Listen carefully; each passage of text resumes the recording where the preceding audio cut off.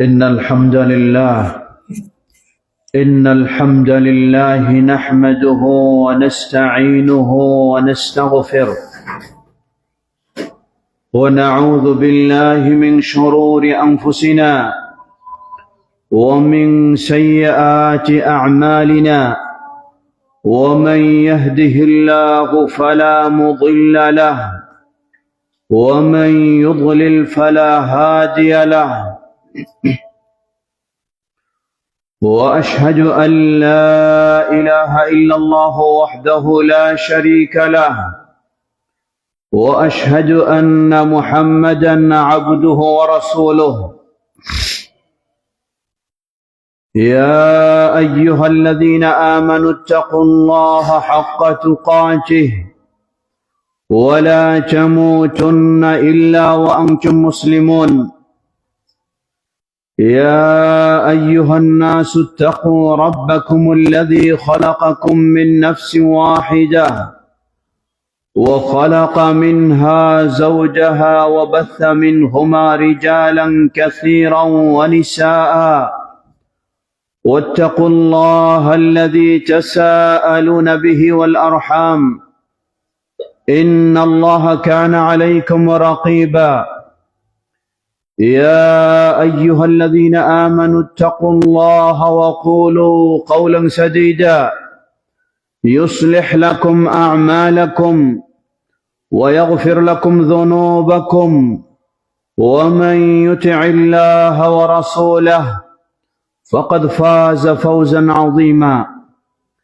أما بعد فإن خير الحديث كتاب الله وخير الهدي هدي محمد صلى الله عليه وسلم وشر الأمور محدثاتها وكل محدثة بدعة وكل بدعة ضلالة وكل ضلالة في النار فأعوذ بالله من الشيطان الرجيم بسم الله الرحمن الرحيم قل إن كنتم تحبون الله فاتبعوني يحببكم الله ويغفر لكم ذنوبكم والله غفور رحيم وصح عن النبي صلى الله عليه وسلم أنه قال كل أمتي يدخلون الجنة إلا من أبى قيل يا رسول الله ومن يأبى قال من أطاعني دخل الجنة ومن عصاني فقد أبى رواه البخاري الحمد لله শুরুতে আবারও প্রশংসা জ্ঞাপন করছি সেই আল্লাহ সুবহানাহু ওয়া তাআলার, যিনি অকল্পনীয় জিনিসকে বাস্তবে রূপদান করতে পারেন, যিনি অসম্ভবকে সম্ভবে পরিণত করতে পারেন, যিনি কঠিনকে সহজ করে দিতে পারেন। আজকে এমন একটি জায়গায় আমরা জুমার সালাত আদায় করছি যেটি একদিন কল্পনার বাইরে ছিল, যেটি একদিন অসম্ভব ছিল, সম্ভব করে দিয়েছেন যেই আল্লাহ সুবহানাহু ওয়া তাআলা। তার এই প্রশংসা জ্ঞাপনার্থে বলি আলহামদুলিল্লাহ।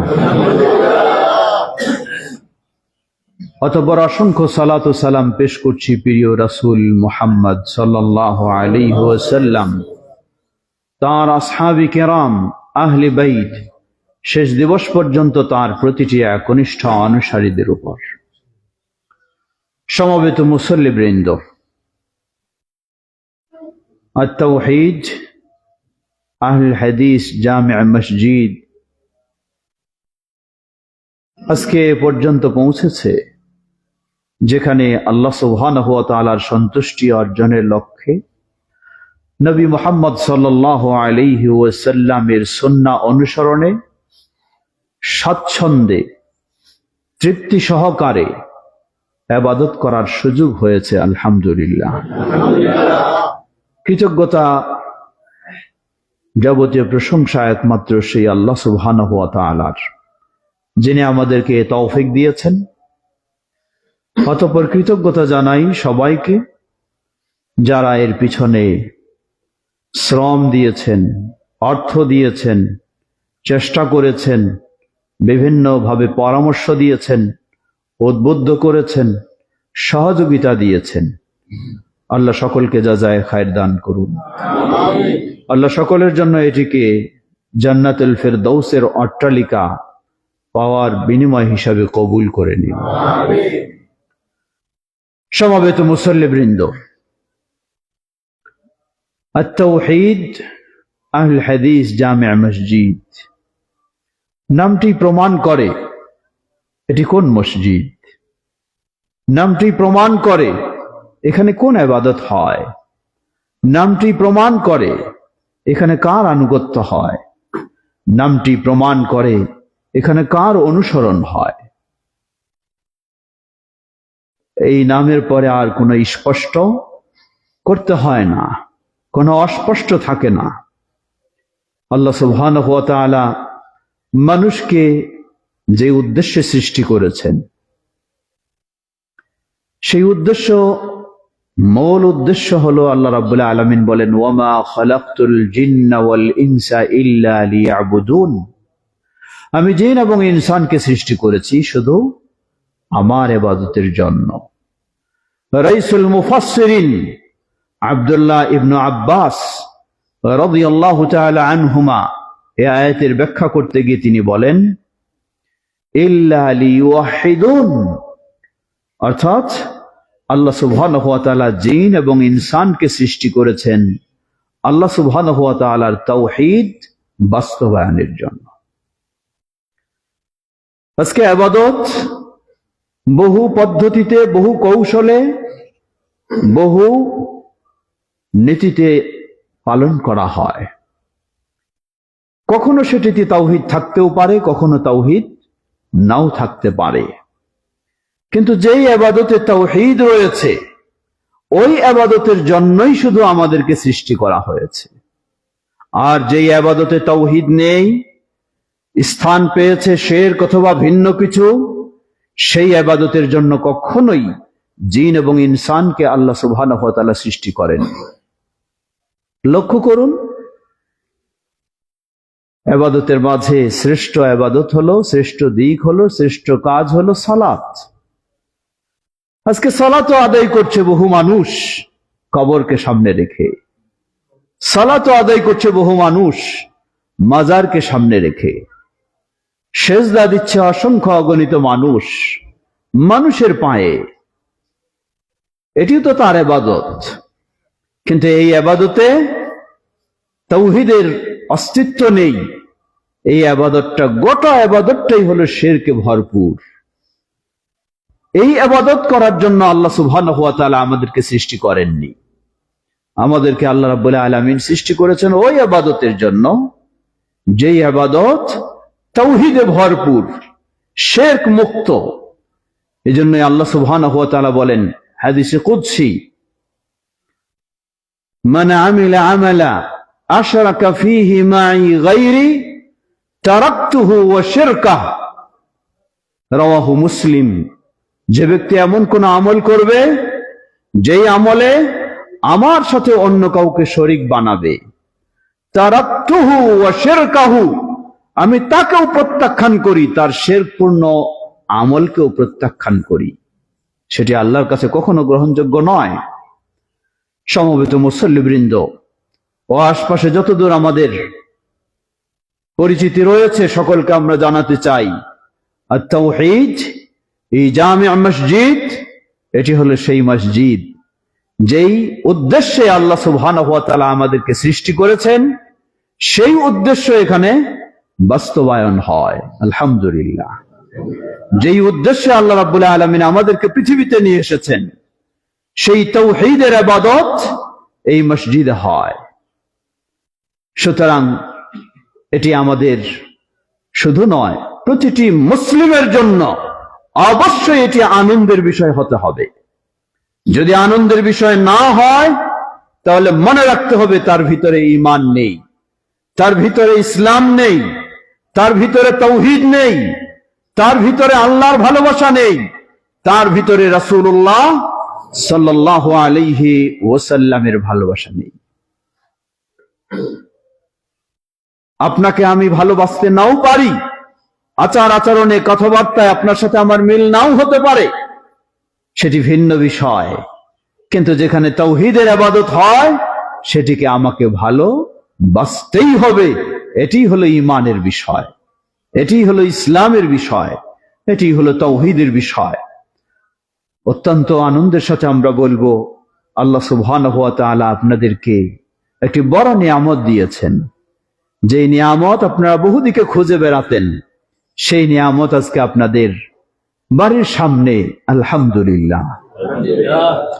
সমবেত মুসল্লিবৃন্দ, আল্লাহ সুবহানাহু ওয়া তাআলা আমাদেরকে সৃষ্টি করেছেন কি জন্য তা আমরা জানলাম, আল্লাহ রাব্বুল আলামিনের তাওহীদ পূর্ণ ইবাদতের জন্য।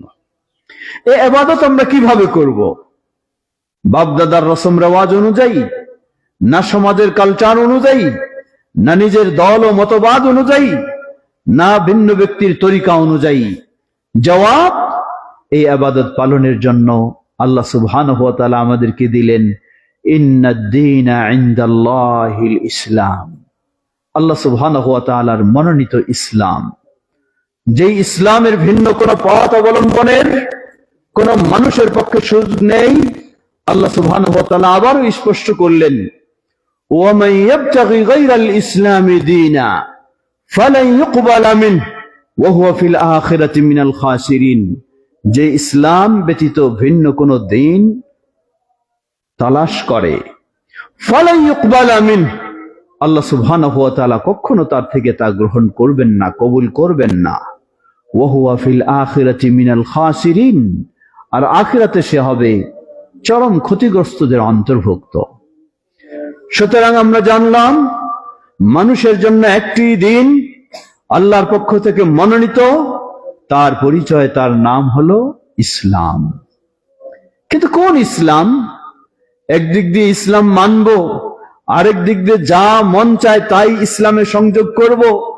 ইসলাম কি এ ধরনেরই? জবাব, না। আল্লাহ সুবহানাহু ওয়া তাআলা আরো স্পষ্ট করে দিলেন, আল ইয়াউমা আকমালতু লাকুম দীনাকুম ওয়া আতমামতু আলাইকুম নি'মাতি ওয়া রাদিতু লাকুমুল ইসলাম দীনা। সুবহানাল্লাহ। আল্লাহ আরো স্পষ্ট করে দিলেন, সুযোগ নেই, যার যখন যেমন মন চাইবে তেমন ইসলামে কিছু যোগ করবে, তেমন ইসলাম থেকে কিছু বিয়োগ করবে। এই সুযোগ আল্লাহ সুবহানাহু ওয়া তাআলা কাউকে দেননি। পৃথিবীর সর্বশেষ ও শ্রেষ্ঠ রাসূল মুহাম্মদ সাল্লাল্লাহু আলাইহি ওয়াসাল্লামের মাধ্যমেই আল্লাহ সুবহানাহু ওয়া তাআলা জানিয়ে দিলেন, আল ইয়াউমা আকমালতু লাকুম দীনাকুম, আজকে আমি তোমাদের জন্য তোমাদের দ্বীনকে পরিপূর্ণ করে দিলাম। ওয়া আতমামতু, এবং তোমাদের জন্য আমার নিয়ামতকে সম্পূর্ণ করে দিলাম। ওয়া রাদিতু লাকুমুল ইসলাম দীনা, এবং তোমাদের জন্য দিন হিসাবে আমি মনোনয়ন দিলাম ইসলামকে। সুবহানাল্লাহ। সমবেত মুসল্লিবৃন্দ, সুতরাং প্রতিটি মুসলিমের নিজে সে যেই পরিচয় বহন করুক না কেন, যে কোনো মাযহাবী হোক, যে কোনো তরিকাপন্থী হোক, বা আর যা কিছু হোক না কেন, যদি কেউ নিজেকে মুসলিম বলে পরিচয় দেয়, তাকে দিন হিসাবে মেনে নিতে হবে ইসলাম, এবং এই বিশ্বাস তাকে রাখতে হবে নবী মুহাম্মদ সাল্লাল্লাহু আলাইহি ওয়াসাল্লামের মাধ্যমে ইসলাম পরিপূর্ণতা লাভ করেছে। অতএব নবী মুহাম্মদ সাল্লাল্লাহু আলাইহি ওয়াসাল্লামের মাধ্যমে যখন ইসলাম পরিপূর্ণতা লাভ করেছে, এখন আমাদের একটাই পথ, একটাই মত, একটাই তরিকা, তা হলো নবী মুহাম্মদ সাল্লাল্লাহু আলাইহি ওয়াসাল্লামকে অনুসরণ করা। এজন্যই আল্লাহ রাব্বুল আলামিন বললেন, কুল ইন কুনতুম তুহিব্বুনাল্লাহ فاتبعوني يحببكم الله ويغفر لكم ذنوبكم والله غفور رحيم। আল্লাহ বললেন, কুল ইন কুনতুম তুহিব্বুনাল্লাহ, হে নবী জানিয়ে দাও, যদি তোমরা আল্লাহকে ভালোবাসতে চাও, ফাত্তাবিউনি, ভিন্ন কোনো পথ নেই, ভিন্ন কোনো মত নেই, ভিন্ন কোনো তরিকা নেই, ভিন্ন কোনো মতবাদ নেই, ভিন্ন কোনো ব্যক্তিকে অনুসরণ করার সুযোগ নেই, একটি শুধু পথ, ফাত্তাবিউনি, আমি মুহাম্মাদের অনুসরণ করো। সুবহানাল্লাহ, একটাই পথ। ইউহিব্বুকুমুল্লাহ, মুহাম্মদ সাল্লাল্লাহু আলাইহি ওয়াসাল্লামের অনুসরণ যখন আমাদের আকীদায়, যখন আমাদের আমলে, যখন আমাদের ইবাদতে, যখন আমাদের আদর্শে পরিপূর্ণ হবে, ইউহিব্বুকুমুল্লাহ, আল্লাহকে ভালোবাসা বাকি থাকবে না, স্বয়ং আল্লাহই তোমাদেরকে ভালোবাসবেন, স্বয়ং আল্লাহই তোমাদেরকে পছন্দ করবেন, স্বয়ং আল্লাহই তোমাদেরকে ভালোবাসা দেবেন। সুবহানাল্লাহ। ওয়াগফির লাকুম যুনুবাকুম, আর আল্লাহ যখন তোমাদেরকে ভালোবাসবেন, তিনি তোমাদের গুনাহগুলিকে সব ক্ষমা করে দেবেন। আল্লাহু গফুরুর রহিম। সমবেত মুসল্লিবৃন্দ, সুতরাং আত-তাওহীদ, এই জামে মসজিদ বিশ্ববাসীকে স্মরণ করে দেয় আত-তাওহীদ জামে মসজিদের আদর্শ বলুন, আত-তাওহীদ জামে মসজিদের নীতি বলুন, আত-তাওহীদ জামে মসজিদের বৈশিষ্ট্য বলুন, তা হলো নবী মুহাম্মদ সাল্লাল্লাহু আলাইহি ওয়াসাল্লামকে জীবনের সর্বক্ষেত্রে অনুসরণ করা। এটাই জান্নাতের পথ। নবী সাল্লাল্লাহু আলাইহি ওয়াসাল্লাম বললেন, জেনে রাখো, কুল্লু উম্মতি ইয়াদখুলুনাল জান্নাহ ইল্লা মান আবা, আমার উম্মতের সকলেই জান্নাতে যাবে, তবে যারা অস্বীকৃতি জ্ঞাপন করেছে তারা ব্যতীত। কিলা ওয়া মান ইয়াবা ইয়া রাসূলুল্লাহ, প্রশ্ন করলেন সাহাবায়ে কেরাম, হে আল্লাহর রাসূল সাল্লাল্লাহু আলাইহি ওয়াসাল্লাম, কারা আবার অস্বীকৃতি জ্ঞাপন করে? স্পষ্ট করে দিলেন, বললেন, জেনে রাখো, মান আতাআনি দাখালাল জান্নাহ, যে ব্যক্তি আমাকে মেনে চলবে, আমাকে অনুসরণ করবে, দাখালাল জান্নাহ, সেই জান্নাতি হবে। ওয়া মান আসানি, আর যে আমার অবাধ্য হবে, আমাকে মেনে চলবে না, আমাকে মেনে ইসলাম মানবে না, আমার অনুসরণ করবে না, ফাকাদ আবা, সেই অস্বীকৃতি জ্ঞাপন করেছে, তার পক্ষে জান্নাতে যাওয়ার সম্ভব হবে না। নিজেকে যতই সে মুসলিম বলে দাবি করুক, যতই সে মুমিন বলে দাবি করুক, যতই সে মুত্তাকি বলে দাবি করুক, তার পক্ষে কখনো জান্নাতে যাওয়া সম্ভব নয়। সমবেত মুসল্লিবৃন্দ, সুতরাং আফসোসের সাথে বলতে হয়, একদিকে আনন্দের বিষয়, আল্লাহ সুবহানাহু ওয়া তাআলা কম হই আর বেশি হই আমাদেরকে সেই সৌভাগ্য দান করেছেন, যারা এই স্বীকৃতি দেই, যারা এই ঘোষণা দেই, যারা এই চিন্তা পোষণ করি যে আমাদের জীবনের সর্বক্ষেত্রে, আমাদের আকীদায়, আমাদের আমলে, আমাদের আদর্শে আমরা অনুসরণ করি একমাত্র নবী মুহাম্মদ সাল্লাল্লাহু আলাইহি ওয়াসাল্লামকে। এটি যেমন আমাদের জন্য অত্যন্ত সুসংবাদের বিষয়, আনন্দের বিষয়, কিন্তু পরিতাপের বিষয় হলো যারা আজকে নিজেকে মুসলিম বলে পরিচয় দেয়, নিজেকে মুসলিম বলে পরিচয় দেয়, নিজেকে ঈমানদার বলে পরিচয় দেয়, নিজেকে রাসূলের অনুসারী বলে পরিচয় দেয়, নিজেকে অনেক কিছু দাবি করে থাকে, তারা যখন রাসূলুল্লাহ সাল্লাল্লাহু আলাইহি ওয়াসাল্লামের সুন্নাহর বিরোধিতা করে তখন খুবই আশ্চর্য মনে হয়। বলবেন, সুন্নাহর বিরোধিতা করে মানে? কিভাবে একজন মুসলিম সুন্নাহর বিরোধিতা করতে পারে? কিভাবে একজন মুসলিম রাসূলুল্লাহ সাল্লাল্লাহু আলাইহি ওয়াসাল্লামের অনুসরণের বিরোধিতা করতে পারে? বলার অপেক্ষা রাখে না। বাংলাদেশে অগণিত প্রমাণ রয়েছে। আপনারাও হয়তোবা বিভিন্নভাবে বিভিন্ন কথাও শুনে থাকেন। যখন এই মসজিদ আত-তাওহীদ প্রতিষ্ঠা হয়, এখানে সালাত আদায় হয়, বিভিন্ন মসজিদ থেকে হয়তো কথা না বললেও ভিতর থেকে ভালোবাসা পাওয়া যায় না। বিভিন্ন রকমের আকার ইঙ্গিতে বিভিন্ন কিছু বলতে চায়। সমস্যাটা কোথায়? সমস্যা হলো এই, এখানে কোন ইমামকে অন্ধ অনুসরণ করে ইবাদত করা হয় না, এখানে অন্ধ অনুসরণ করা হয় প্রিয় নবী মুহাম্মদ সাল্লাল্লাহু আলাইহি ওয়াসাল্লামের। এটাই হলো অপরাধ।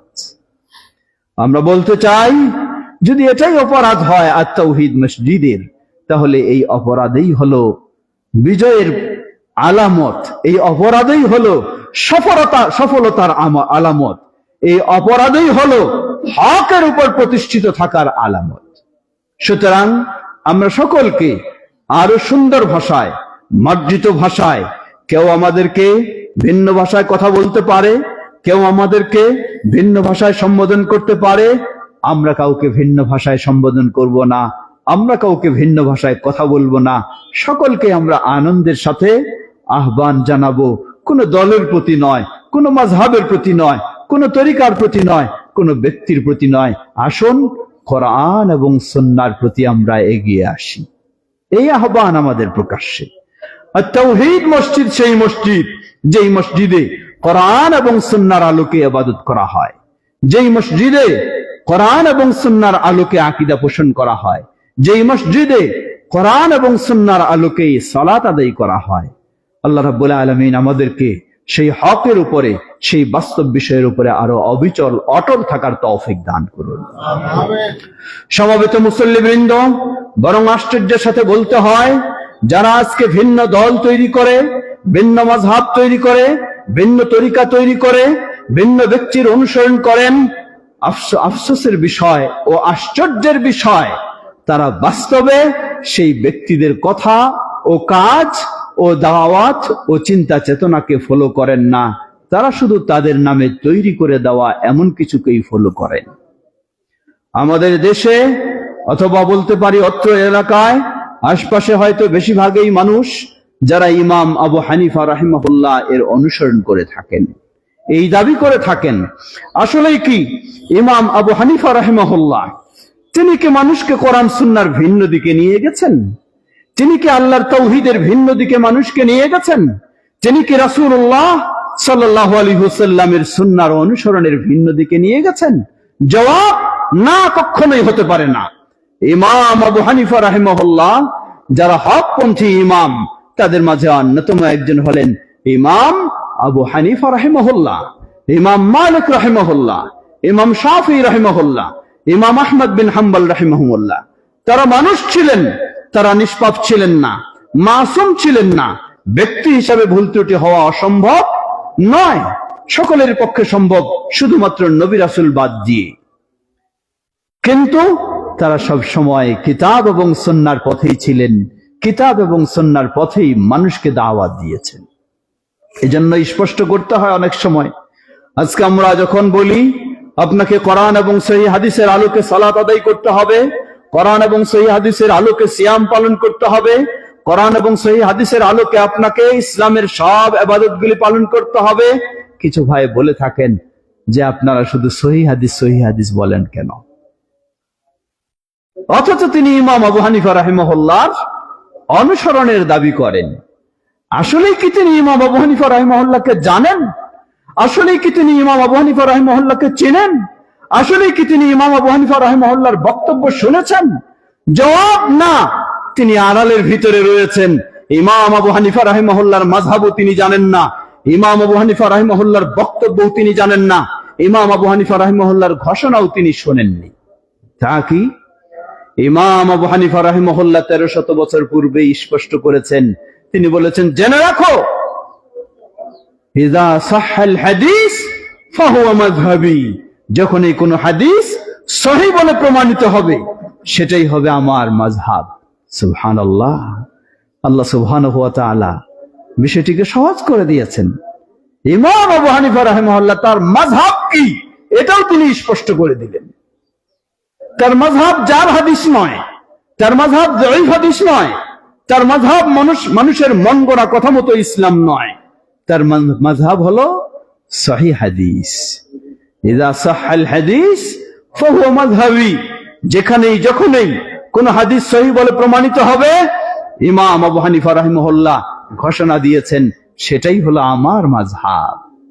সুতরাং আমরা দৃঢ়তার সাথে বলতে পারি, যারা দাবি করেন ইমাম আবু হানিফা রাহিমাহুল্লাহর অনুসারী অথচ সহিহ হাদিস মানতে যত্নশীল নন, গুরুত্ব না দিয়ে থাকেন, আমরা বলতে পারি এই আত-তাওহীদ মসজিদের মুসল্লিরাই হলো তারা যারা ইমাম আবু হানিফা রাহিমাহুল্লাহর মাযহাবকে অনুসরণ করে, ইমাম আবু হানিফা রাহিমাহুল্লাহকে যথাযথ মূল্যায়ন করে, ইমাম আবু হানিফা রাহিমাহুল্লাহকে যথাযথ গুরুত্ব দিয়ে থাকে।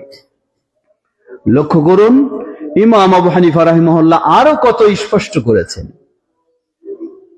ইমাম আবু হানিফা রাহিমাহুল্লাহ তিনি বলেন, জেনে রাখো, ইয়াকুম ওয়াল কাওলা ফি দীনিল্লাহি বির-রায় ফাআলাইকুম বিইত্তিবা'আস সুন্নাহ মান তারাকাহা ফাকাদ দাল্লা ও মান খারাজা আনহা ফাকাদ দাল্লা। ইয়াকুম ওয়াল কাওলা ফি দীনিল্লাহি বির-রায়, সতর্ক সাবধান হও তোমরা, আল্লাহর দ্বীনের ব্যাপারে কখনো তোমরা মন গড়া কথা বলো না। কারণ আল্লাহর দ্বীনের ব্যাপারে কথা বলবেন আল্লাহ এবং তার রাসূল, অন্য কেউ নয়। নিজের মন গড়া কারো বলার সুযোগ নেই। এমন কি স্বয়ং রাসূলুল্লাহ সাল্লাল্লাহু আলাইহি ওয়াসাল্লাম নিজের প্রবৃত্তির অনুসরণ করে আল্লাহর দ্বীনের ব্যাপারে কথা বলার সুযোগ নেই। আল্লাহ রাব্বুল আলামিন সেটাও ক্লিয়ার করে দিয়েছেন, ওয়ামা ইয়ানতিকু আনিল হাওয়া ইন হুয়া ইল্লা ওয়াহয়ুন ইউহা। নবী মুহাম্মদ সাল্লাল্লাহু আলাইহি ওয়াসাল্লাম তিনি তার প্রবৃত্তির অনুসরণ করে কিছু বলেন না, যা বলেন সবটাই আল্লাহর পক্ষ থেকে ওহীর আলোকে বলে থাকেন। সুতরাং ইমাম আবু হানিফা রাহিমাহুল্লাহ সতর্ক করলেন, তিনি বললেন, জেনে রাখো, ইয়াকুম ওয়াল কাওলা ফি দীনিল্লাহি বির-রায়, আমি তোমাদেরকে সতর্ক সাবধান করছি, আল্লাহর দ্বীনের ব্যাপারে মন গড়া কথা বলো না। ওয়া আলাইকুম বিইত্তিবা'আস সুন্নাহ, তোমাদের জন্য অপরিহার্য কর্তব্য হলো রাসূলের সুন্নাহকে অনুসরণ করে চলা। আলহামদুলিল্লাহ, কতই না সুন্দর কথা বলেছেন। আরো স্পষ্ট করেছেন, জেনে রাখো, মান খারাজা আনহা দাল্লা, যে রাসূলের সুন্নাহ থেকে বের হয়ে যাবে সে কোনোদিন হেদায়েতের উপরে থাকতে পারে না। হেদায়েতের মাপকাঠি হলো রাসূলুল্লাহ সাল্লাল্লাহু আলাইহি ওয়াসাল্লামের সুন্নাহ। তার সুন্নাহ থেকে বের হয়ে যাওয়া মানে হলো বিভ্রান্ত হয়ে যাওয়া, পথভ্রষ্ট হয়ে যাওয়া, গোমরাহিতে চলে যাওয়া। ইমাম আবু হানিফা রাহিমাহুল্লাহ এত সুন্দর স্পষ্ট করলেন, বাকি সব ইমামগণই একইভাবে স্পষ্ট করেছেন। কত কঠিন ভাবে ইমাম শাফি রাহিমাহুল্লাহ তিনি বলছেন, জেনে রাখো, আমার জীবদ্দশায় হোক অথবা আমার মৃত্যুর পরে হোক, যখনই তোমরা আমার কোন কথাকে রাসূলের কথার ভিন্ন দিকে পাবা, আমার কথাকে তোমরা ছুঁড়ে মারো, রাসূল সাল্লাল্লাহু আলাইহি ওয়াসাল্লামের কথাকে তোমরা আঁকড়ে ধরো। সুবহানাল্লাহ, তারাই ছিলেন হক ইমাম, হক কথা বলে গেছেন। নিজেরা কখনো কাউকে চাপায় দেননি আমাদের অন্ধ অনুসরণ করো, এবং বলেন উনি অন্ধ অনুসরণ করতে বলেছেন যা আল্লাহ বলেছেন এবং যা আল্লাহর রাসূল মুহাম্মদ সাল্লাল্লাহু আলাইহি ওয়াসাল্লাম বলেছেন। একইভাবে ইমাম মালিক রাহিমাহুল্লাহ আরো কত কঠিন ভাবে বলছেন, লক্ষ্য করুন, আল ইয়াউমা আকমালতু লাকুম দীনাকুম ওয়া আতমামতু আলাইকুম নি'মাতি ওয়া রাদিতু লাকুমুল ইসলাম দীনা। সেই আয়াতকে সামনে রেখে ইমাম মালিক রাহিমাহুল্লাহ তিনি বলছেন, জেনে রাখো, মান আহদাসা বিদআতান ওয়া রাআহা হাসানাতান ফাকাদ ইদ্দাআ বিআন্না আন-নাবিয়্য সাল্লাল্লাহু আলাইহি ওয়াসাল্লাম খানা ফি তাবলীগি রিসালাতিহি লিআন্না আল্লাহ তাবারাক ওয়া তাআলা ক্বালা اليوم أكملت لكم دينكم وأتممت عليكم نعمتي ورضيت لكم الإسلام دينا। ইমাম মালিক রাহিমাহুল্লাহ বলেন, জেনে রাখো, কেউ যদি ইসলামে নতুন কিছু আবিষ্কার করে, নতুন ইবাদত আবিষ্কার করে এবং মনে করে আন্নাহা হাসানা, এটাই ভালো, এটা করতে হবে, এটা করা যাবে, ফাকাদ ইদ্দা, সে যেন দাবি করে যে নবী মুহাম্মদ সাল্লাল্লাহু আলাইহি ওয়াসাল্লাম তিনি আল্লাহর পক্ষ থেকে যেই দিন পেয়েছেন সেই দিন প্রচার করতে খেয়ানত করেছেন। নাউযুবিল্লাহ। কেন? কারণ নবী সাল্লাল্লাহু আলাইহি ওয়াসাল্লামের জীবনের শেষে নাজিল হলো আল ইয়াউমা আকমালতু লাকুম দীনাকুম। নবী সাল্লাল্লাহু আলাইহি ওয়াসাল্লামকে আল্লাহ জানিয়ে দিলেন, আজকে আমি তোমাদের জন্য দিনকে পরিপূর্ণ করে দিলাম, আর কোনো যোগ করার সুযোগ নেই, নতুন ইবাদত আবিষ্কার করার সুযোগ নেই, নতুন মত আবিষ্কার করার সুযোগ নেই, নতুন পথ আবিষ্কার করার সুযোগ নেই, নতুন কিছু আবিষ্কার করার যেখানে সুযোগ নেই। নবী সাল্লাল্লাহু আলাইহি ওয়াসাল্লামের জীবদ্দশায় এটি ঘটেছে। আর নবী সাল্লাল্লাহু আলাইহি ওয়াসাল্লাম উন্মুক্ত মাঠে লক্ষ জনতা সাহাবীদেরকে সামনে নিয়ে তিনি বলেছেন, আমার উপরে যা নাজিল হয়েছে আমি কি তোমাদের কাছে পৌঁছে দিয়েছি? সকলেই বলেছেন, বালা, আপনি পৌঁছে দিয়েছেন। আল্লাহকে লক্ষ্য করে বললেন, আল্লাহুম্মা শাহাদ, হে আল্লাহ তুমি সাক্ষী থাকো, আমি তো সব পৌঁছে দিয়েছি যা আমার উপর দায়িত্ব দেওয়া হয়েছে। নবী সাল্লাল্লাহু আলাইহি ওয়াসাল্লাম এইভাবে পৌঁছে দেওয়ার পরেও আজকে যদি নতুন কিছু আবিষ্কার করার প্রয়োজন থাকে, এর মানে হলো এটাই বোঝা যায় হয়তোবা নবী সাল্লাল্লাহু আলাইহি ওয়াসাল্লাম দ্বীনের এই বিষয়টা জানতেন কিন্তু বলে দেন নাই, গোপন করে রেখেছেন, তাই এখন নতুন ব্যক্তিটা আবিষ্কার করলো। নাউযুবিল্লাহ, নাউযুবিল্লাহ। এর অর্থ ইমাম মালিক রাহিমাহুল্লাহ বললেন, বোঝাতে চাইলেন কখনো কোনো মুসলিমের পক্ষে নতুন কোনো আবিষ্কার করা এবং এটিকে ভালো বলার সুযোগ নেই। যা ভালো সবটাই দিয়ে গেছেন আল্লাহ এবং তার রাসূল মুহাম্মদ সাল্লাল্লাহু আলাইহি ওয়াসাল্লাম। এর চেয়ে ভালো আর কোথাও নেই, আর কোনোটা ভালো হতে পারে না। এজন্যই মেম্বারে দাঁড়িয়েই খতিব সাহেব বলে থাকেন, আম্মা বাদ ফাইন্না খায়রাল হাদিস কিতাবুল্লাহ ওয়া খায়রাল হাদি হাদি মুহাম্মাদিন সাল্লাল্লাহু আলাইহি ওয়াসাল্লাম। শ্রেষ্ঠ পথ প্রদর্শন হলো মুহাম্মদ সাল্লাল্লাহু আলাইহি ওয়াসাল্লামের পথ প্রদর্শন। এরপরেই সতর্ক করেন, ওয়া শাররাল উমুরি মুহদাসাতুহা, আর নিকৃষ্ট হলো, খারাপ হলো ইবাদতের নামে, ইসলামের নামে নতুন নতুন যা আবিষ্কার করা হয়। ওয়া কুল্লু মুহদাসাতিন বিদআহ, আর প্রতিটি নতুন আবিষ্কৃত ইবাদতগুলি হলো বিদআত। এই মেম্বারে দাঁড়িয়ে, মসজিদে নববীর মেম্বারে দাঁড়িয়ে 1400 বছর পূর্বে পৃথিবীর যিনি সেরা মুফতি, অদ্বিতীয় অপ্রতিদ্বন্দ্বী মুফতি নবী মুহাম্মদ সাল্লাল্লাহু আলাইহি ওয়াসাল্লাম ফতোয়া জারি করেছেন, ওয়া কুল্লু বিদআতিন দালালা, সকল প্রকার বিদআত হলো গোমরাহি, পথভ্রষ্টতা, কোনটাই ভালো নয়। কিন্তু আফসোসের সাথে বলতে হয়, তথাকথিত মুফতিরা মানুষকে বেদাতে লিপ্ত করলো। এই বেদাতকে দুই ভাগ করে দিয়ে বলল যে একটি হলো বেদাতে সাইয়্যা, এটি মানা যাবে না, আরেকটি হলো বেদাতে হাসানা, এটি মানা যাবে। এই পথ দিয়ে, এই ফাঁদে ফেলে মানুষকে আজকে বেদাতের পথে পথ দেখিয়ে দিয়েছে তথাকথিত মুফতিরা।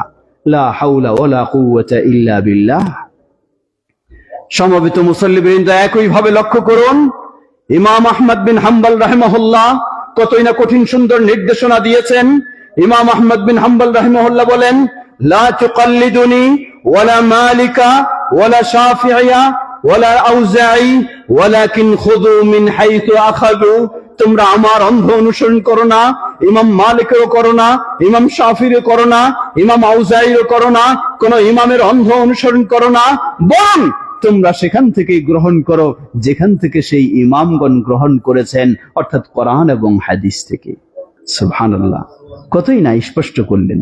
আবার তিনি অন্য জায়গায় বলছেন, ইমাম আবু হানিফার কথাও দলিল নয়, ইমাম শাফির কথাও দলিল নয়, ইমাম মালিকের কথাও দলিল নয়, দলিল হলো শুধু নবী মুহাম্মদ সাল্লাল্লাহু আলাইহি ওয়াসাল্লামের সুন্নাহ, তার আসারে।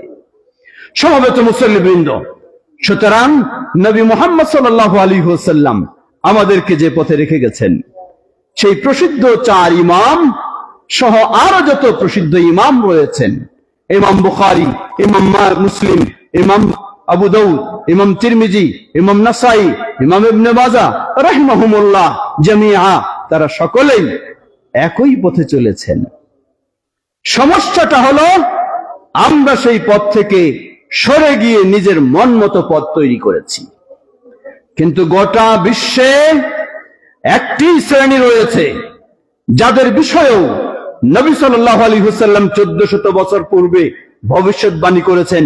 সহিহ মুসলিমের হাদিস, তিনি বলেন, জেনে রাখো, লা তাজালু তাইফাতুম মিন উম্মতি যাহিরিনা আলাল হক লা ইয়াদুররুহুম মান খাযালাহুম হাত্তা ইয়াতি আমরুল্লাহ ওয়া হুম কাযালিক। আমার উম্মার মাঝে সর্বদাই একটি দল, তারা হকের উপরে প্রতিষ্ঠিত থাকবে সর্বদাই। লা ইয়াদুররুহুম মান খাযালাহুম, যারা তাদেরকে লাঞ্ছিত অপদস্থ করার চেষ্টা করবে, লা ইয়াদুররুহুম, তাদেরকে কোনো ক্ষতিগ্রস্ত করতে পারবে না। হাত্তা ইয়াতিয়া আমরুল্লাহ, এমনকি কিয়ামত সন্নিকটে এসে যাবে, তারা এই হকের উপরেই প্রতিষ্ঠিত থাকবে। তারা কারা? শ্রেষ্ঠ মুহাদ্দিস ইমাম আহমদ বিন হাম্বল রাহিমাহুল্লাহ তিনি বলেন, তারা যদি আহলুল হাদিসেরা না হয় তাহলে আর কে হতে পারে আমার জানা নেই। আলহামদুলিল্লাহ। হয়তো কেউ বলবেন, আপনি কিভাবে বললেন যে আহলুল হাদিসেরাই ওই ভবিষ্যৎবাণী, ওই হকের উপরে থাকা দল হতে পারে? জবাব, আহলুল হাদিসেরা শুধু মুখ দিয়ে দাবি করে না, আহলুল হাদিসেরা তাদের আকীদা দিয়ে দাবি করে, আহলুল হাদিসেরা তাদের আমল দিয়ে দাবি করে, আহলুল হাদিসেরা তাদের ইবাদত দিয়ে দাবি করে। কেমনে? গোটা বিশ্বের মুসলিমদেরকে যদি আপনি কখনো কাউকে কোন ইবাদতের কথা বলে থাকেন, কোন ইবাদতের কথা বললে তিনি আপনাকে জবাব দেবেন, আপনি যে ইবাদতের কথা বললেন সেই ইবাদত কি আমাদের মাযহাবে আছে?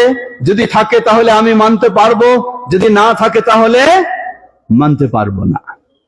আরেক শ্রেণী বলেন, আপনি যে ইবাদতের কথা বললেন সেই ইবাদত কি আমাদের পীর সাহেব বলেছেন, আমাদের মুর্শিদ কি বলেছেন? যদি বলে থাকে তাহলে মানতে পারবো, না বললে মানতে পারবো না। আরেক শ্রেণীর বলে থাকেন, আপনি যে ইবাদতের কথা বললেন সেই ইবাদত কি আমাদের তরিকায় আছে? যদি আমাদের তরিকায় থাকে তাহলে মানতে পারবো, না হলে মানতে পারবো না। আরেক শ্রেণীর মানুষ বলে থাকেন, আপনি যে ইবাদতের কথা বললেন সেই ইবাদত কি আমাদের বাপ দাদা পূর্বপুরুষেরা করেছেন? যদি করেছেন তাহলে করতে পারবো, না করলে আমি নতুন করে ব্যতিক্রম কিছু করতে পারবো না। আরেক শ্রেণীর মানুষেরা বলে থাকে, আপনি যে ইবাদতের কথা বললেন এই ইবাদত কি আমার সমাজের মানুষেরা মানে? যদি সমাজের মানুষেরা মানে তাহলে আমি মানতে পারবো, না হলে পারবো না। কিন্তু পৃথিবীর বুকে একটি শ্রেণী শুধু বলে থাকে, আপনি যে আমলের কথা বললেন এই আমল কি আমার প্রিয় রাসূল মুহাম্মদ সাল্লাল্লাহু আলাইহি ওয়াসাল্লাম থেকে প্রমাণিত? যদি প্রমাণিত হয় কেউ না মানলে আমি মানার জন্য প্রস্তুত রয়েছি, আর যদি প্রমাণিত না হয় দুনিয়ার সব মানুষ মানলেও আমি কখনো মানতে পারবো না। সেই শ্রেণী হলো আহলুল হাদিস। আলহামদুলিল্লাহ, তারাই হলো আহলুল হাদিস, তারাই হলো আত-তাওহীদ এই জামে মসজিদের মুসল্লিরা। বলুন আলহামদুলিল্লাহ। তাদের ভিতরে কোনো মাযহাবের গোরামি নেই, কোনো তরিকার গোরামি নেই, কোনো ইমামের গোরামি নেই, কোনো পীর মুর্শিদের গোরামি নেই, কোনো সামাজিকতার গোরামি নেই, কোনো বাপদাদার গোরামি নেই। তাদের দাবি শুধু একটাই, যা আপনি বলবেন তা প্রমাণিত হতে হবে হয় কোরআনুল কারীমে, নয় নবী মুহাম্মদ সাল্লাল্লাহু আলাইহি ওয়াসাল্লামের সহিহ হাদিসে। তাহলে যে অবস্থায় থাকি না কেন মানতে প্রস্তুত রয়েছি। যদি এই শ্রেণী হক না হয়, এই শ্রেণী যদি রাসূল সাল্লাল্লাহু আলাইহি ওয়াসাল্লামের ওই ভবিষ্যৎবাণীর ব্যক্তি না হয় তাহলে আর কে হতে পারে? এজন্য বললাম, আহলুল হাদিসেরা শুধু দাবি করে না যে ওই হকপন্থী তারা, বরং আহলুল হাদিসদের আকীদা প্রমাণ করে দেয়, আহলুল হাদিসদের আমল প্রমাণ করে দেয়, আহলুল হাদিসদের সালাত প্রমাণ করে দেয়, আহলুল হাদিসদের ইবাদত প্রমাণ করে দেয়, আহলুল হাদিসদের আদর্শ প্রমাণ করে দেয়। আমরা যেন সবাই সত্যিকারই সেই আহলুল হাদিস হতে পারি। আল্লাহ আমাদের তৌফিক দান করুন। ওয়া আখিরু দাওয়ানা আলহামদুলিল্লাহি রাব্বিল আলামিন ওয়া সাল্লাল্লাহু তাআলা নবিনা মুহাম্মদ ওয়া আলা আলিহি ওয়া সাহবিহি আজমাইন।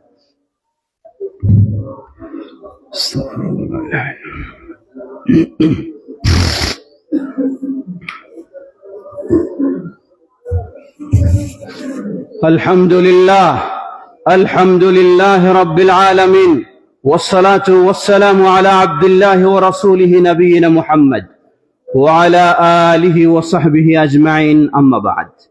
সমবেত মুসল্লিবৃন্দ, প্রথম খুতবায় আমরা সংক্ষিপ্ত জানলাম কেন আল্লাহ আমাদেরকে সৃষ্টি করেছেন, সেই পথে যেতে হলে কি করণীয় আমাদের, এবং মসজিদ আত-তাওহীদের বৈশিষ্ট্য কি। সংক্ষিপ্ত বলতে পারি, আল্লাহ আমাদেরকে সৃষ্টি করেছেন তার তাওহীদ বাস্তবায়নের জন্য। আর তাওহীদ বাস্তবায়ন করতে হলে মেনে নিতে হবে ইসলাম। আর ইসলাম মানা মানেই হলো নবী মুহাম্মদ সাল্লাল্লাহু আলাইহি ওয়াসাল্লামের একনিষ্ঠ অনুসারী হওয়া। নবী মুহাম্মদ সাল্লাল্লাহু আলাইহি ওয়াসাল্লামের একনিষ্ঠ অনুসারী হতে হলে কোরআন এবং সহিহ হাদিসের অনুসারী হতে হবে।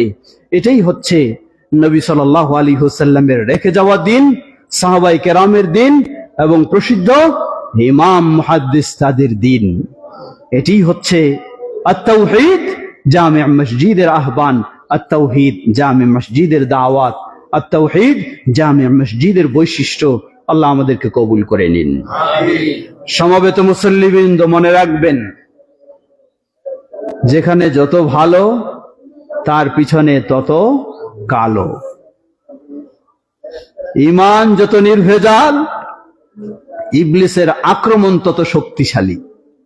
ঈমান যত নির্ভেজাল, ইবলিসের আক্রমণ তত শক্তিশালী। এর মানে ওই বলে না মানুষ, এই লোকটা নামাজ পড়ে, সালাত আদায় করে, এই লোকটাও এই খারাপ কাজটা করলো। আরে ইবলিস তো তার পিছনেই লাগবে। যে খারাপে আছে তার পিছনে তো ইবলিস লাগবে না, ওটা তো এমনি ইবলিসের পথে আছে। তো ঈমান যেখানে যত নির্ভেজাল ও মজবুত, ইবলিসের আক্রমণটাও সেখানে তত শক্তিশালী। যেই মসজিদের হয়েছে মাজার, যেই মসজিদের হয়েছে কবর পূজা, যেই মসজিদের হয়েছে শিরক বিদআতের কর্মকাণ্ড, ওই মসজিদ নিয়ে ইবলিসের কোনো কাজ নেই। ইবলিস মনে করে এটা আমার পক্ষেই আছে, সেখানে বিভক্তিরও কোনো চিন্তা করবে না ইবলিস, সেটা নষ্ট করারও চিন্তা করবে না, সেটার পক্ষে আরো ইবলিস সহযোগিতা দেবে। কিন্তু যেই মসজিদে নেই কবর, নেই মাজার পূজা, নেই শিরক, নেই বেদাত, রয়েছে তাওহীদ, রয়েছে সুন্নাহ, রয়েছে সঠিক দিন, ইবলিসের আক্রমণটা হলো এই জায়গায়। কিভাবে এই মুসল্লিদেরকে বিভক্ত করা যায়, কিভাবে এখানে একটা গ্যাঞ্জাম তৈরি করা যায়, কিভাবে এটাকে ভাঙ্গন সৃষ্টি করা যায়, কিভাবে এর বিরুদ্ধে মানুষদেরকে লাগানো যায়, ইবলিসের টার্গেটটা কিন্তু এই জায়গায় বেশি। এর মানে, এর অর্থ কি? এর অর্থ হলো আমাদেরকে সতর্ক হতে হবে বেশি, আমাদেরকে সচেতন হতে হবে বেশি। আমরা সবাই মানুষ, ভুল ত্রুটি থাকতে পারে, কিন্তু একজনের ভুল ত্রুটি নিয়ে আরেকজন যখন টানা হেচড়া শুরু করব, হয়ে যাবে 2 গ্রুপ, হয়ে যাবে 3 গ্রুপ। পরের দিন দেখা যাবে যারা চাচ্ছিল না তারা এক এক গ্রুপকে হাত করে নিয়ে বাস মসজিদ, আর আত-তাওহীদ মসজিদের হয়তো নামটা থাকবে, বৈশিষ্ট্য বলতে কিছুই থাকবে না। লা হাওলা ওয়ালা কুওয়াতা ইল্লা বিল্লাহ। এই জঘন্য ইবলিসি কর্মকাণ্ড থেকে আমাদেরকে বেঁচে থাকতে হবে, আমাদেরকে সতর্ক হতে হবে, কোন রকমের যেন ইবলিস প্রবেশের ছিদ্র খুঁজে না পায়, সতর্ক থাকতে হবে। অনেক সময় অনেকেই বিভিন্ন রকমের কথা বলে থাকি, এই মসজিদের পিছনে আমার এই অবদান, আমার সেই অবদান, আমি কেন এই হতে পারবো না, আমি কেন এই দায়িত্বে থাকতে পারবো না।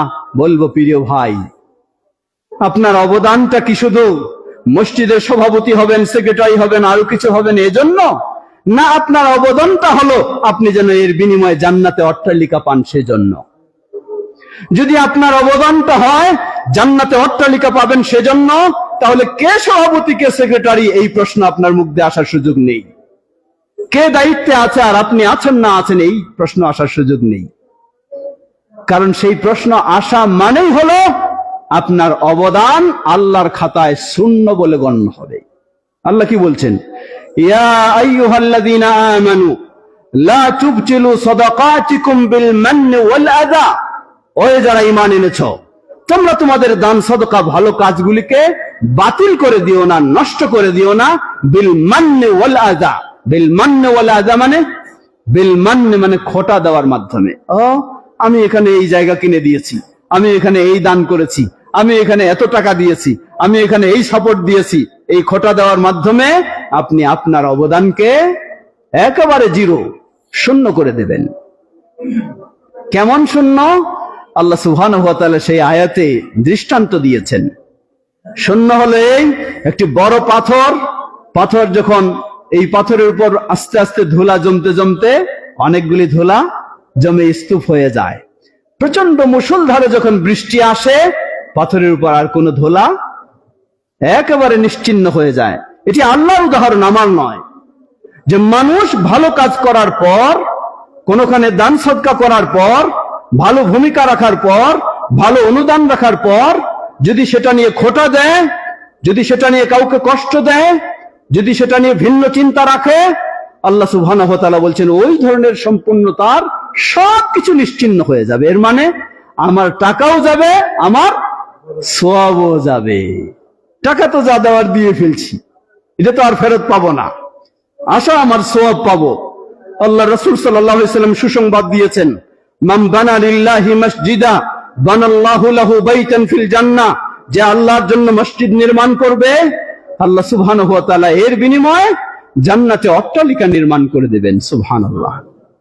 সেই নিয়ত রাখি, সেই বিশ্বাস রাখি, সেই আশা রাখি, তাহলে আপনি সফল হবেন।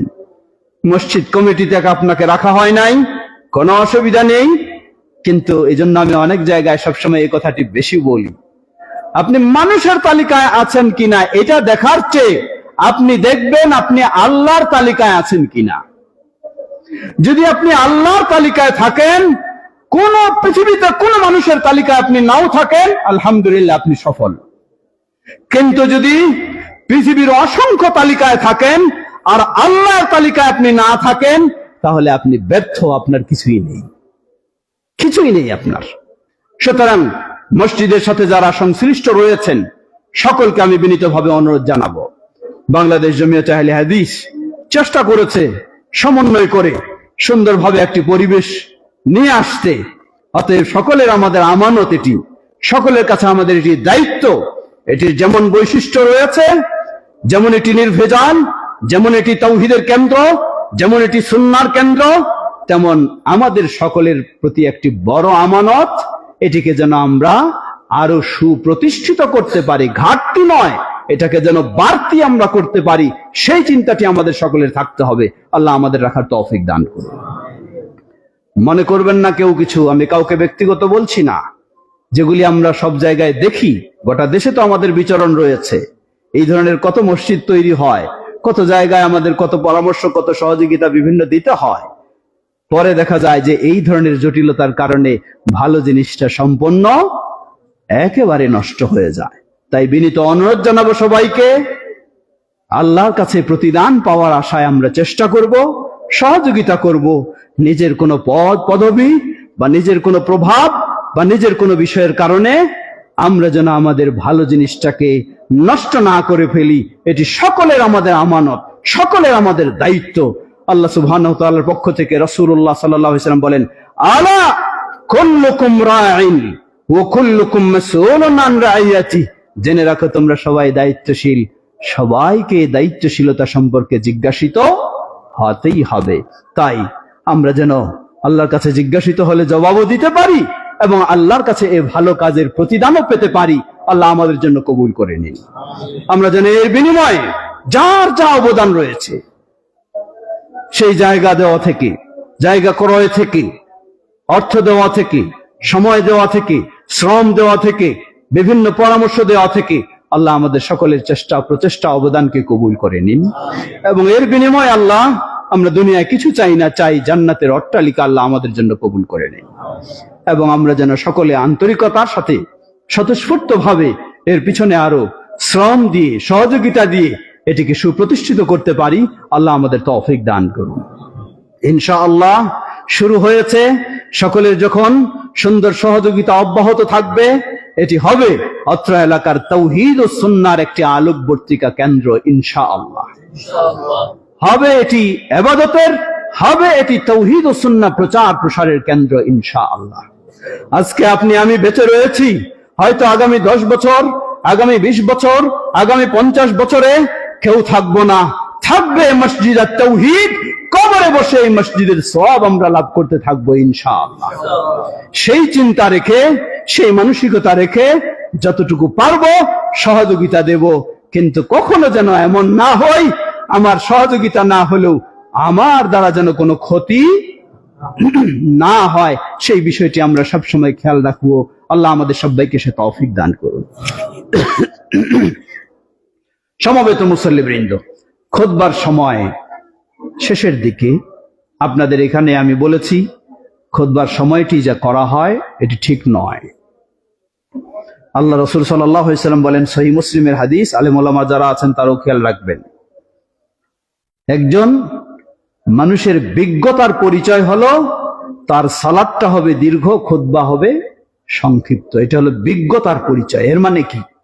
আমার সালাত যদি কম হয়, খুতবাটা যদি বেশি দীর্ঘ হয়, এটা আমার অজ্ঞতার পরিচয়, মূর্খতার পরিচয়। তা আহলুল হাদিস হয়ে এই মূর্খতার পরিচয় দিবে, এটি হতে পারে না। আমাদের কোন কোন বক্তারা আছেন, মেম্বারে দাঁড়িয়ে গেলে তাদের হুঁশ হারিয়ে যায়। খুতবা যে এটা মনে করে না, মনে করে এটা মনে হয় মাহফিলের ওয়াজ। মাহফিলের ওয়াজ ভিন্ন, খুতবা ভিন্ন।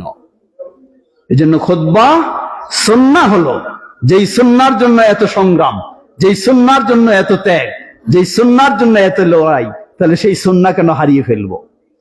সুন্নাহ হচ্ছে সালাত হবে দীর্ঘ, খুতবা হবে সংক্ষিপ্ত। উদাহরণস্বরূপ ধরে নেন আমাদের সালাত 8 থেকে 10 মিনিট লাগতে পারে, তাহলে সেই আলোকে খুতবা হবে 8 মিনিট। আরবি ভাষায় 8 মিনিট খুতবা হলেই অনেক আলোচনা হয়ে যায়, কিন্তু আমাদের বাংলা ভাষায় যখন ব্যাখ্যা দিতে হয়, বোঝাতে হয় শ্রোতাদের, যেটি শরীয়ত সম্মত, এজন্য একটু বেশি সময় লাগে। তো সেই জায়গায় আপনি আধা ঘন্টা নিলেন, কিন্তু নেবেন 1 ঘন্টা খুতবা, এটি কোশ্চিন কালেও সুন্নাহ অনুযায়ী নয়, বরং সুন্নাহ বিরোধী। তাই খুতবাটাকে শর্ট করার আপনার ব্যবস্থা নেবেন। যারাই আসবে আপনার টাইম ঠিক করবেন, যেই খতিব আসুক তাকে জানিয়ে দিবেন আমাদের খুতবার টাইম এটা। খুতবার পরে, সালাতের পরে কার কত আলোচনার ইচ্ছা থাকে করবে, অসুবিধা নেই। কিন্তু খুতবা এটি একটি গুরুত্বপূর্ণ বিষয়। যেমন এর অনেকগুলি গুরুত্বপূর্ণ দিক রয়েছে। যেমন সাধারণ আলোচনার সময় আপনি একজন আরেকজনের সাথে কথা বলার সুযোগ রয়েছে, কিছু কাজ করার সুযোগ রয়েছে, সালাম মুসাফারের সুযোগ রয়েছে। কিন্তু খুতবা চলাকালীন অবস্থায় কথা বললে আপনার জুমা বাতিল। কথা বললে জুমা বাতিল। কেমন জুমা বাতিল? আপনার পার্শ্বে একজন কথা বলতেছে, আপনি তাকে বললেন খালি চুপ করো। খারাপ কাজ তো করেননি, ভালো কাজই করেছেন, ও বিশৃঙ্খলা করছিল। আপনি তাকে খালি বললেন চুপ করো। রাসূল সাল্লাল্লাহু আলাইহি ওয়াসাল্লাম বলছেন এজন্য আপনার জুমা বাতিল, আপনার জুমার মর্যাদা এজন্য বাতিল। এজন্য খুতবা আর সাধারণ আলোচনা দুটো এক জিনিস নয়। খুতবাকে সুন্নাহ অনুযায়ী মাপ করতে হবে। আমাদের আল্লাহ বুঝার তৌফিক দান করুন। সর্বশেষ উপস্থিত রয়েছেন পর্দার আলের মা বোনেরা। শুনেছি পুরুষদের চেয়ে মা বোনদের উৎসাহ অনেক বেশি, কারণ মা বোনেরা অনেক সময় বেশি হওয়ার কারণটাই হলো আশপাশে সব মসজিদে মা বোনেরা বঞ্চিত হয়। ইসলাম নারীদেরকে অধিকার দিয়েছে, প্রকৃত অধিকার ইসলাম দিয়েছে। নারীদের প্রকৃত অধিকার ইসলাম দিয়েছে। ইসলাম বিরোধী নাস্তিকেরা তারা বিভিন্ন ভাবে ইসলামের বিরুদ্ধে কথা বলে, বলে কি ইসলাম নারীদের কি দেয় নাই? অধিকার দেয় নাই। আলেম ওলামারা সেগুলির জবাব দেওয়ার চেষ্টা করে, কিন্তু সেই আলেম ওলামারাই আবার নারীদেরকে অধিকার থেকে বঞ্চিত করছে। ফতোয়া জারি করে দেয় মসজিদে নারীদের আসা নাকি হারাম।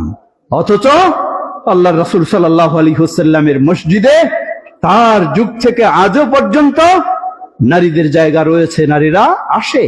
এবং তিনি কঠিন ভাবে বলে দিয়েছেন, কোন মুসলিম নারী যদি মসজিদের দিকে আসতে চায় তোমরা তাকে বাধা দিও না, কঠিন ভাবে বলেছেন। সুতরাং আমরা বলবো, মসজিদে যখন সুন্দর পরিবেশ থাকবে, পর্দার ব্যবস্থা থাকবে, তাহলে সেখানে নারীদের আসাটা অনুমতি রয়েছে, আসতেই হবে এটা না, আসার অনুমতি রয়েছে। পর্দার আলের মা বোনেরা, সেই দৃষ্টিকোণ থেকে আপনারা এখানে আসেন। আপনাদের দায়িত্ব কর্তব্য হলো আপনারা এখানে সুন্দর দিন, সঠিক দিন কোরআন ও সুন্নাহর আলোকে শুনবেন, জানবেন, নিজের আমল করবেন এবং অন্যের মাঝে তার দাওয়াত দেওয়ার আপনারা অবশ্যই চেষ্টা করবেন। আল্লাহ আপনাদের সকলকে সে তৌফিক দান করুন। বিশেষ করে আসছে সামনেই দুটো জিনিস। এক হলো 2025 সাল বিদায়, 26 সালের আগমন। ইসলামে নববর্ষের কোনো উদযাপন অথবা 31st নাইট বলতে কিছু নেই। সবগুলি হলো অমুসলিমদের কালচার, সবগুলি অমুসলিমদের কালচার। কোন মুসলিম এই শেষ রাত অথবা প্রথম দিন কখনো পালন করতে পারে না। আল্লাহ সুবহানাহু ওয়া তাআলা কঠিন ভাবে নিষেধ করেছেন। রাসূলুল্লাহ সাল্লাল্লাহু আলাইহি ওয়াসাল্লাম কঠিন ভাবে বলেছেন, মান তাশাব্বাহা বিকাউমিন ফাহুয়া মিনহুম, যে যাদের সাথে সাদৃশ্য রাখে সে তাদেরই অন্তর্ভুক্ত হয়। সুতরাং এই অমুসলিমদের কালচার, খ্রিস্টানদের হোক ইহুদিদের হোক, এই 31st নাইট উদযাপন করা অথবা প্রথম নববর্ষকে স্বাগতম জানা কোন মুসলিমের জন্য এমন কালচার উদযাপন করা, এগুলি পালন করা, এগুলি সমর্থন করা, এগুলিকে সহযোগিতা দেওয়া কোন মুসলিমের জন্য কখনো হালাল নয়। অবশ্যই সেগুলি থেকে আমরা বিরত থাকব। দ্বিতীয় বিষয়, বরং আমাদের কর্তব্য, আল্লাহ সুবহানাহু ওয়া তাআলা আপনাকে 2025 সাল একটি গোটা বছর দিয়েছিলেন। আপনি এই বছরে কি করলেন? কতটুকু আপনি আল্লাহর নৈকট্য অর্জন করেছেন? না আল্লাহর থেকে দূরে সরেছিলেন? কতটুকু ঠিকভাবে সালাত আদায় করেছেন? কতটুকু ঠিকভাবে আপনার পরিবারে তাদের ইসলামের চর্চা করার সুযোগ করে দিয়েছেন? সেগুলি আপনাকে মুহাসাবা, আত্মসমালোচনা করতে হবে। যেটুকু ত্রুটি রয়েছে সেটার জন্য আল্লাহর কাছে ক্ষমা চাইব। সামনে আল্লাহ আমাদেরকে আবারও 1 বছর বেঁচে থাকার সুযোগ দিলে সেই বছরটিতে যেন আমাদের কোনো ত্রুটি না হয়, সেগুলির ক্ষেত্রে আমাদেরকে সচেতন থাকতে হবে। বিশেষ করে নতুন বছরে আপনি আপনার স্নেহের সন্তানকে উন্নত উচ্চ শিক্ষিত করার জন্য বহু প্রতিষ্ঠান খুঁজে বেড়ান। আপনি কি একটু ভেবেছেন আপনার সন্তান যেন দুনিয়া এবং আখিরাতে আপনার উপকারে আসে? আপনার সন্তান যেন আপনার জন্য আল্লাহর কাছে রব্বির হামহুমা কামা রব্বায়ানি সগীরা বলে আহ্বান জানায়, দোয়া করে? তা কি ভেবেছেন আপনার সন্তানকে উন্নত শিক্ষিত করতে করতে নাস্তিক বানিয়ে ফেলছেন, উন্নত শিক্ষিত করতে করতে বাউল ফকিরের মতো বানিয়ে ফেলছেন? আপনি তো মুসলিম, আপনার সন্তান কি মুসলিম হয়? আপনি নামাজি, আপনার সন্তান কি নামাজি হয়? আপনি আল্লাহ ভীরু, আপনার সন্তান কি আল্লাহ ভীরু হয়? আপনি আহলুল হাদিস, আপনি সঠিক আকীদার মানুষ, আপনার সন্তান কি সঠিক আকীদা গড়ে উঠে? আপনাকে অবশ্যই এটি চিন্তা রাখতে হবে, না হলে মুক্তির পথ নেই। আমরা যেন সেই বিষয়টি অবশ্যই খেয়াল রাখতে পারি। সেই ক্ষেত্রে স্মরণ করে দিতে চাই, আমাদের বহু জায়গা প্রতিষ্ঠান রয়েছে, বিশেষ করে আপনাদের পার্শ্বে উত্তরায় আমাদের প্রতিষ্ঠান ছিল না। আলহামদুলিল্লাহ, তাওহীদ ও সুন্নাহর আলোকে সুন্দর পরিবেশে সুন্দর শিক্ষার জন্য আমাদের সেক্টর 14 জামিয়া আমানারুত তাওহীদ আমাদের সম্পূর্ণ ব্যবস্থাপনায় প্রতিষ্ঠিত হয়েছে। ছেলে মেয়েদেরকে সেখানে সুন্দরভাবে মদিনা বিশ্ববিদ্যালয়ের কারিকুলাম সিলেবাসের আলোকে পড়ানোর সুযোগ রয়েছে। যারা সেদিকে রয়েছেন তাদেরকেও সংবাদ দেবেন, এবং আপনাদের যারা ইচ্ছা করেন তারাও চেষ্টা করবেন কমপক্ষে যেখানেই হোক আপনার সন্তানকে ইসলামের মৌলিক শিক্ষা অবশ্যই দিতেই হবে। তাকে ডাক্তার বানালেও অসুবিধা নেই, ইঞ্জিনিয়ার বানালেও অসুবিধা নেই, কিন্তু সে যেন হয় মুসলিম ডাক্তার, সে যেন হয় মুসলিম ইঞ্জিনিয়ার, সে যেন হয় নামাজি ডাক্তার, সে যেন হয় নামাজি ইঞ্জিনিয়ার। তাহলে আপনিও সফল হবেন, দেশও সফল হবে, সে নিজেও সফল হবে। আমরা যেন আমাদের সন্তানদেরকে সেভাবে গড়ে তুলতে পারি। আল্লাহ আমাদের সবাইকে সে তৌফিক দান করুন। সর্বশেষ সকলকে অনুরোধ জানাবো, সুন্দর একটি আমরা মসজিদ গড়েছি বাংলাদেশ জমিয়তে আহলে হাদিসের সার্বিক তত্ত্বাবধায় সহযোগিতায়, আপনাদের সকলের অনুদানে অবদানে এটি গড়ে উঠেছে। এটি যেন আরো সুন্দর হয়, সেভাবে আমরা ঐক্যবদ্ধ থাকব, সেভাবে আমরা চেষ্টা করব। যারা যে অবদান রেখেছেন আল্লাহ সকলের অবদানকে কবুল করে নিন। ইবাদাল্লাহ রাহিমাকুমুল্লাহ, আল্লাহুম্মা সাল্লি আলা মুহাম্মদ ওয়া আলা আলি মুহাম্মদ কামা সাল্লাইতা আলা ইব্রাহিম ওয়া আলা আলি ইব্রাহিম ইন্নাকা হামিদুম মাজিদ। আল্লাহুম্মা বারিক আলা মুহাম্মদ ওয়া আলা আলি মুহাম্মদ كما باركت على إبراهيم وعلى آل إبراهيم إنك حميد مجيد. اللهم ارض عن الخلفاء الراشدين وعن سائر أصحاب نبيك الكريم. اللهم أعز الإسلام والمسلمين واخذل الكفرة والمشركين ودمر ديارهم. হে আল্লাহ, আমাদের দেশ সহ পৃথিবীর সর্বত্র ইসলাম ও মুসলিমদেরকে সমুন্নত করুন। পৃথিবীর সর্বত্র নির্যাতিত মাজলুম মুসলিমদেরকে আল্লাহ হেফাজত করুন, তাদেরকে ঈমানের উপর থাকার তৌফিক দান করুন। সেই ঘাতক সন্ত্রাসী ইহুদি ও তাদের দোসরদেরকে তাদের ষড়যন্ত্রে আল্লাহ ধ্বংস করুন। মুসলিম উম্মাহকে তাওহীদ ও সুন্নাহর পথে আল্লাহ চলার তৌফিক দান করুন। আমাদের দেশের সর্বস্তরের মানুষকে ইসলামের পথে হেদায়েত দান করুন। আমাদের দেশকেও তাওহীদ ও সুন্নাহর পথে কবুল করুন। আমাদের মাঝে উপস্থিত অনুপস্থিত অনেকে অসুস্থ রয়েছেন, আল্লাহ সকল অসুস্থদেরকে পরিপূর্ণ সুস্থতা দান করুন। অনেকে বিদায় নিয়ে চলে গেছেন আমাদের প্রিয়জন, বাবা মা ভাই বোন, আল্লাহ তাদের ভুল ত্রুটি ক্ষমা করে তাদেরকে জান্নাতুল ফেরদাউস নসিব করুন। আর আমরা যেন গোটা জীবন তাওহীদের পথে থেকে তাওহীদের সাথে আমাদের বিদায় হয়, আল্লাহ আমাদের জন্য সেটি কবুল করে নিন। আমাদের স্নেহের সন্তানদেরকে যেন ইসলামের আলোকে গড়ে তুলতে পারি, আল্লাহ আমাদের সকলকে সে তৌফিক দান করুন। আজকে যে সুন্দর মসজিদে আমরা রয়েছি, আল্লাহ এই মসজিদকে কবুল করে নিন। আল্লাহ তাওহীদ সুন্নাহর মসজিদ হিসেবে এটি কবুল করে নিন। আল্লাহ আমাদের সকলের অবদানকে কবুল করে নিন। এর বিনিময়ে আমাদের সকলকে জান্নাতুল ফেরদাউসে একত্রিত হওয়ার তৌফিক দান করুন। সুবহানা রাব্বিকা রাব্বিল ইজ্জাতি আম্মা ইয়াসিফুন ওয়া সালামুন আলাল মুরসালিন ওয়াল হামদুলিল্লাহি রাব্বিল আলামিন।